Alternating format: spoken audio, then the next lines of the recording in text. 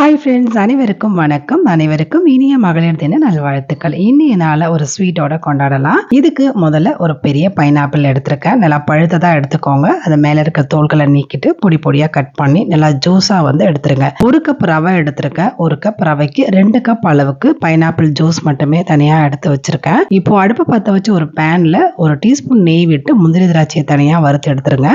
இப்போ வறுத்து எடுத்த இதே பேன்ல 2 கப் அளவுக்கு பைனாப்பிள் ஜூஸ் எடுத்தேன் இல்லையா, அதை இதுல ஊத்திட்டு நல்லா இந்த மாதிரி கொதிக்க விடுங்க. இது கொதிக்கும் போது 1 கப் வறுத்த ரவையை இதோட சேர்த்து நல்லா கிளறிட்டு பொடி பொடியா கட் பண்ண பைனாப்பிளையும் இதோட சேர்த்திருக்கேன். இதுக்கு தேவையான அளவுக்கு சக்கரை நான் ஒரு 1/2 கப் அளவுக்கு சேர்த்திருக்கேன். எல்லாத்தையும் ஒன்னா சேர்த்து இந்த மாதிரி கிளறிட்டு கடைசியா ஒரு 2 டீஸ்பூன் நெய் சேர்த்து கிளறி கொஞ்சமா ஏலக்காய் தூள் போட்டு லைட்டா கிளறி விட்டு கடைசியா வறுத்து வச்ச முந்திரி திராட்சை அதையுமே சேர்த்து கிளறி இறக்கணும் அப்படின்னா அருமையான பைனாப்பிள் கேசரி என்னுடைய ஸ்டைல ரெடி. அப்புறம் என்னங்க, ஸ்வீட் எடு கொண்டாடு. சூப்பரா கொண்டாடுங்க. பிடிச்சிருந்தா லைக் பண்ணிடுங்க. தேங்க்யூ.